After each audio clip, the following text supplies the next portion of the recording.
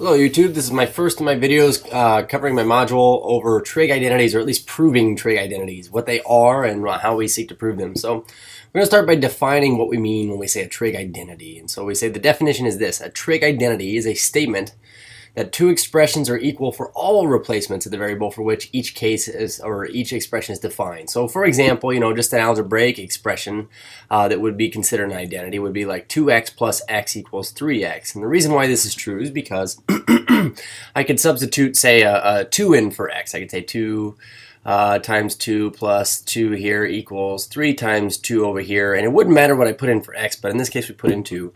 We say 4 plus 6, sorry, I'm thinking the answer already here is 6. We get 6 equals 6. The bottom line is it's basically two expressions that mean the exact same thing no matter what you plug in for them. And the nice thing about this is you could take something that's necessarily something like 2x plus x and rewrite it as 3x, which is much simpler. Okay, so that gets into the intent of using identities in the first place. But remember, an identity is just two statements that tend to be equal, or that are certainly equal for all input values, or in this case x would be over here for our trig identities. We're going to use thetas. Okay, so just revisiting very quickly, we have a simple set of three sets of identities here that we want to have memorized in our heads. But we say the reciprocal identities essentially say that, hey, did you know that the sine of an angle is always the 1 over the cosecant of that angle, and likewise the cosecant of an angle is always 1 over the sine of that angle.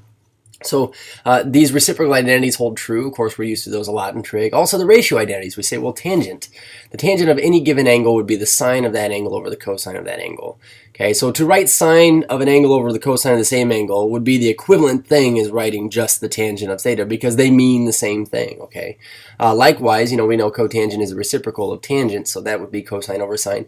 And then the Pythagorean identities. Okay, so now these are the ones that people tend to struggle with, but I do want to point a few things out. You should just know that sine squared of an angle plus cosine squared of an angle is 1. Just keep that in your back pockets. Don't lose it.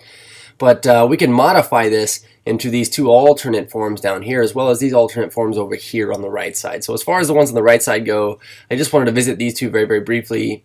If sine squared plus cosine squared equals 1, then to subtract cosine squared or move it over to the right side, you'd have sine squared equals 1 minus cosine squared. And cosine squared equals 1 minus sine squared. But one important note we want to write on these right off the bat happens to be this.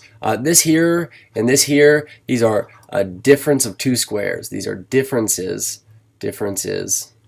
of two squares. The reason why I mention this is because when we go throughout these videos, we go through these, we say, well, if I had a difference of two squares, recall that a difference of two squares factors down into conjugate pairs, a plus b, a minus b. So as an example, if we had like x squared minus 9, that would be the same thing as x plus 3, x minus 3. Since we could square x to get x squared, and we could square 3 to get 9. Okay, so just like those can be factored, we say these are factored. We say 1 minus sine squared of theta would be the same thing as, we'll drop in these conjugate pairs here, 1 plus the sine of theta, 1 minus the sine of theta. Okay, so these are our basic identities we want to have in our back pockets, though. So knowing this, essentially what we're going to be doing is taking expressions and rewriting them as an equivalent expression. So if I were to ever say, for example, c1 over secant, I would have the urge to write it as cosine, because it is just so much easier to write it as cosine. And guess what? Since this is an identity, they mean the same thing anyway. So in terms of proving identities, that's our job in this video, or in this module. So we're going to start with this. We say to prove or verify a trig identity, we use trig substitutions and algebraic manipulations to either A, 1 here, transform the right side of the identity into the left side, or B, transform the left side of the identity into the right side. But the important thing in bold here is this: we're only going to be working with one side at a time. So that means this: if I were to have, like, say, an identity, we say sine of theta is 1 over the cosecant of theta. Essentially, what we don't want to do is do the same thing to both sides. So like, if I wanted to prove that these were the same thing here, I could say, well, then, I know 1 over cosecant. Cosecant's the same thing as 1 over sine, so I get 1 over sine of theta. But I would transform the right-hand side into this, and I would not do anything to the left side, okay? But you're doing one side at a time, only working with one side at a time, okay? That wasn't very well explained, but you'll see what I mean when we get over to this, okay? So really quickly, before we kind of prove these identities here, and we'll get into a formal set of rules in the next video, but basically the intent of transforming trig identities It says the intent of transforming trig identities is going to be to take complicated trig expressions and rewrite them into simpler forms. Because recall, we'll go ahead and visit example number 1 here. I say sine theta plus cotangent, this should be a theta here, is equal to cosine of theta. If you look at the left side, we say the left side here is all of this, and the right side is just simply all of this. So if the intent is to be able to take things that are complicated like the left side and rewrite it as something simple like the right side, then that's what we're trying to do, okay? So here's what we got. Just to prove that I could take this very complicated thing and rewrite it as a simpler thing, we are going to start with this. Always start working with the more complicated side first. I mean, that's the intent, to take the complicated thing and rewrite it as a simpler thing. But using the identities we already know, using trig substitution. So let's see, sine of theta times cotangent of theta. I want to show that that's the same thing as cosine of theta. Here's one tact. We could say, well, cotangent. What do we know about cotangent? Well, it's 1 over tangent, but it's also, using our ratio identities, it is cosine over sine. So we could rewrite now our cotangent instead as cosine of theta over sine of theta. And I want to prove that this equals the right side, which is cosine theta. What you might notice here is this. Our sines cancel out and become ones, and we're left with this. Cosine of theta equals cosine of theta, or that which we wanted to prove. So we say QED. That just means that's what I wanted to show. Quod erat demonstrandum. Okay, that which was to be demonstrated.